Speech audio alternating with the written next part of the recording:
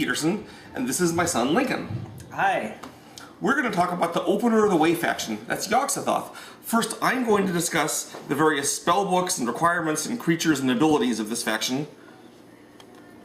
And I'm going to discuss the strategies used. Opener of the Way is a very unusual faction. You start right off with the decision. Every other faction has their initial gate and units start in some special place on the map.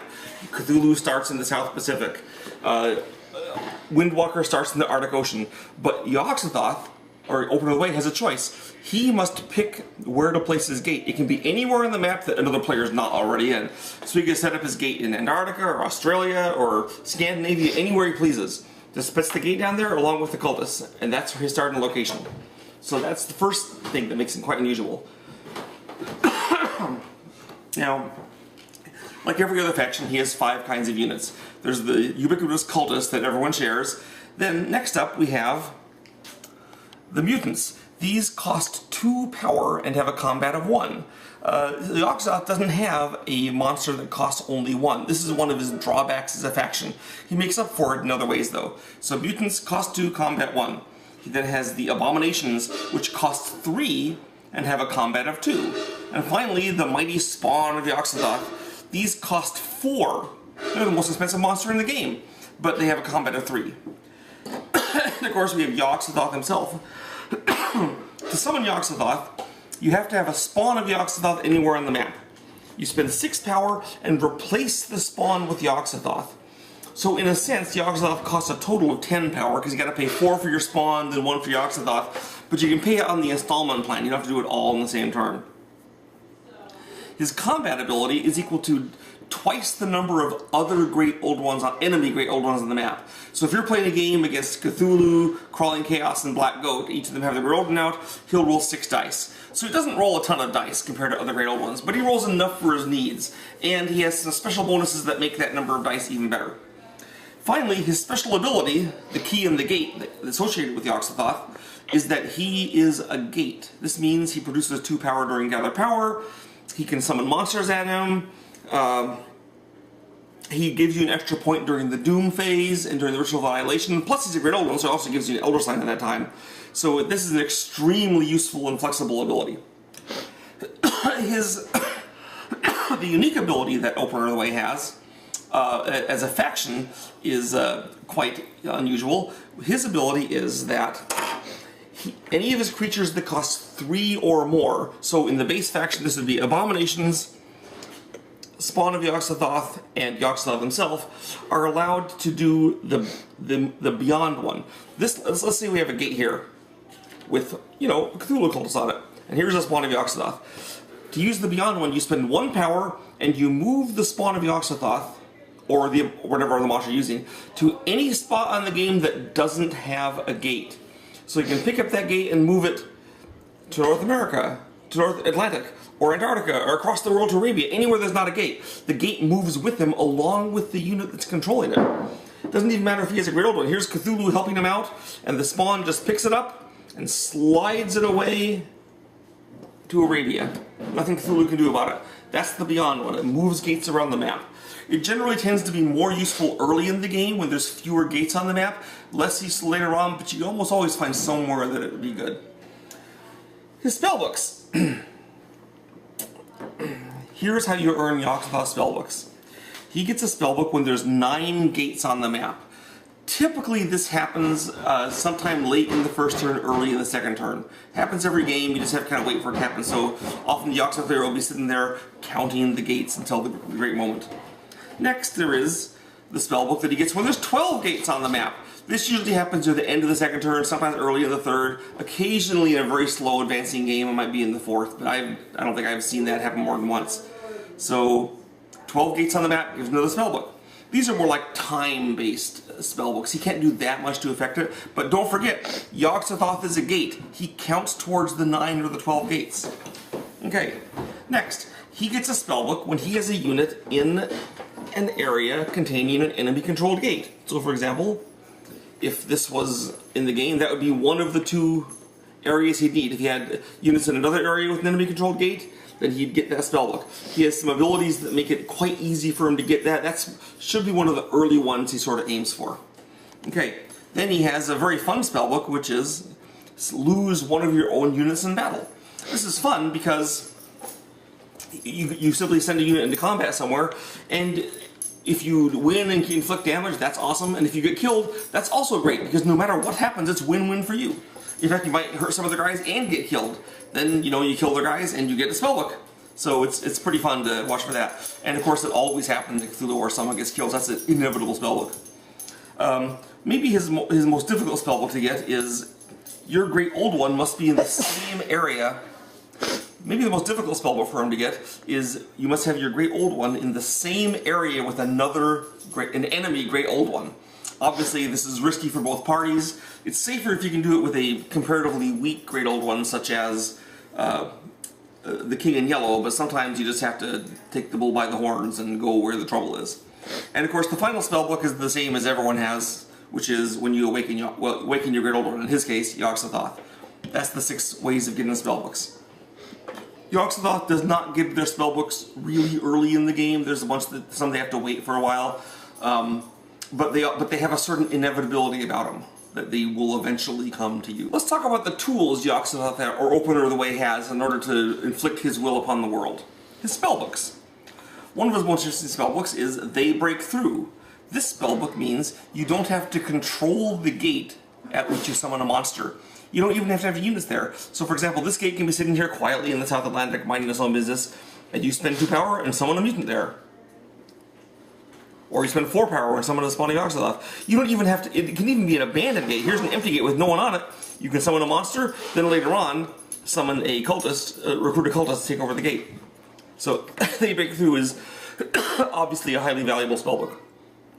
Then, we have the Million Favored Ones. The Million Favored Ones enables your units to promote after combat. So, any of you guys that survives a combat in the area, cultists can be promoted into a mutant. A mutant can promote into an abomination promotes to a spawn of Yog-Sothoth, and a spawn of Yog-Sothoth promotes by breaking apart into as many mutants as you have in your unit pool. So usually you don't want to do it if you only have 1 or 2 mutants, but 3 or 4 mutants, it's a bargain. So, for example, here's an example of what you can do. Here's a cultist, and here's Yog-Sothoth has 2 cultists of his own there. So Yog-Sothoth declares combat. His cultists roll 0 dice. Cthulhu's cultists roll 0 dice. These cultists then promote to mutants. They fight again. They pain him, he moves away. Each of them promote to an abomination. And you can keep racking your way back up by your bootstrap until you get stronger and stronger. And you can do it in combination. For example, if you had a cultist, a mutant, and an abomination all fight in a unit, the cultist could turn into a mutant, the mutant could turn into an abomination, and the abomination can promote into a spawn of Yog-Sothoth. So this is a potentially very dangerous ability. We then have Channel Power, which makes you more effective in combat. After you roll your combat dice, but before damage is inflicted, you may spend 1 power during the battle to immediately re-roll all of your dice that missed. In other words, if they rolled a 1, 2, or 3, didn't get a pain or a kill. In effect, this doubles your total dice rolled in a way, because you get, you know, just the good, well, maybe not quite doubling it, but it gives you a lot more hits. So, for example, I mentioned Yog-Sothoth doesn't roll that many dice, only rolls 6 or 8 dice. Well, he rolls 6 or 8 dice, gets 3 or 4 hits, then he re-rolls the rest of them again for 1 power, and he can significantly upgrade the damage he does at a cost. We have the Dread Curse of Azathoth. This is a attack spell. Basically, it's my players call it the Death from Above spell. For this spellbook, you select an area, then you roll 1 combat die in the area for each abomination and or spawn of Yog-Sothoth that you have. So for example, if you have 2 spawns and 1 abomination, you'd roll 3 dice. Here's an area. I'd roll my 3 dice, and after you roll the dice, you pick how the damage is divided up. So say that I got a really lucky roll, I got 1 kill and 2 pains. I could say I'm applying the kill to yellow and the 2 pains to green. And then Cthulhu has to retreat out of the area, and he just dies. Now, the defender gets to pick how it's divided up. So if Cthulhu's in the area, he doesn't have to accept a kill on Cthulhu, he can pick someone else. Of course, if Cthulhu's alone, you might be able to kill him. Now, it's not a battle, no combat abilities apply. So Black Goat can't necrophagy his ghouls in there. The star spawns can't regenerate from the damage, they just have to take the hits. Also, if they're pained, you pick where they go.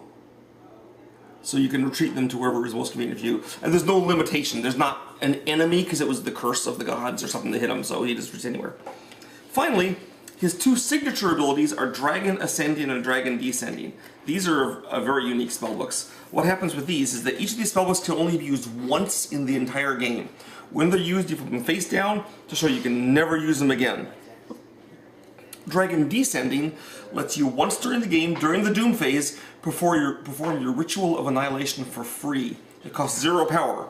Flip it face down, you do the ritual, it works just like a regular ritual in every way except it doesn't cost you anything.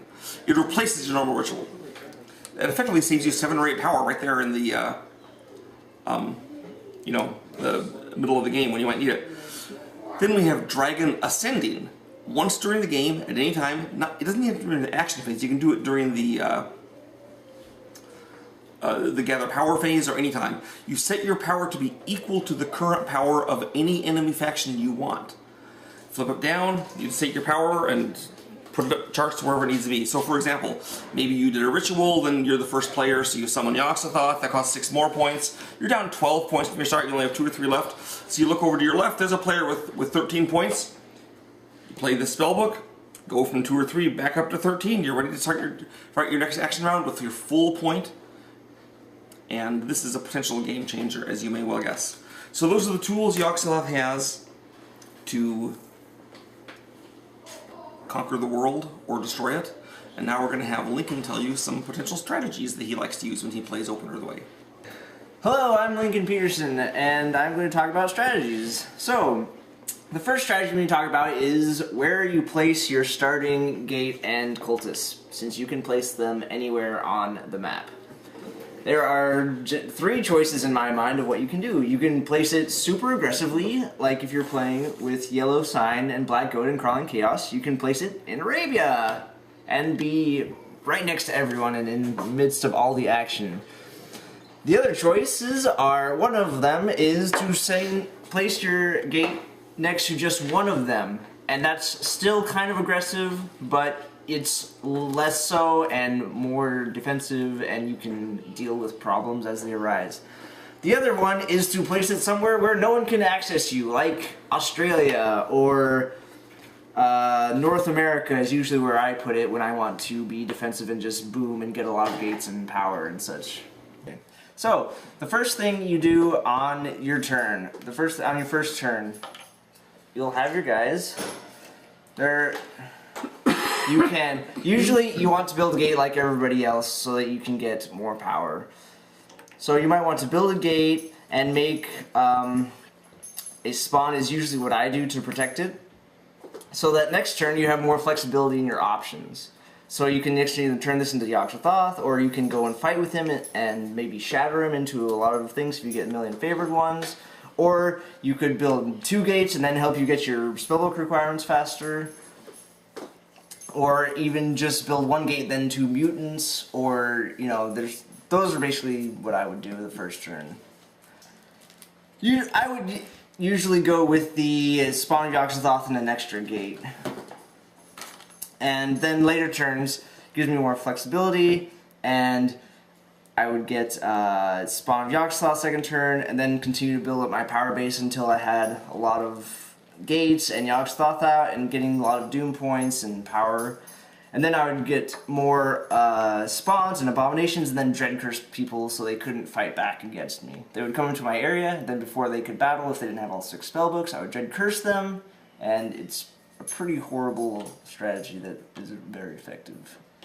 But really, Yogg-Sothoth is kind of reactionary in what he does and things he can use to his advantage. So I like to get breakthrough. They break through first because you get to summon your mutants at other people's gates, controlled gates, and it helps you get another spellbook requirement, and it forces them to react to what you're doing. So you summon a mutant at their gate, they either have to build a deep one, or summon a deep one, or a star spawn or something to either counteract that, or they have to, let their cultists be captured, which is a really bad option. Alright, The next thing you can do is Million Favored Ones. This actually works very well with They Break Through. Instead of summoning a mere mutant, you could summon a spawn.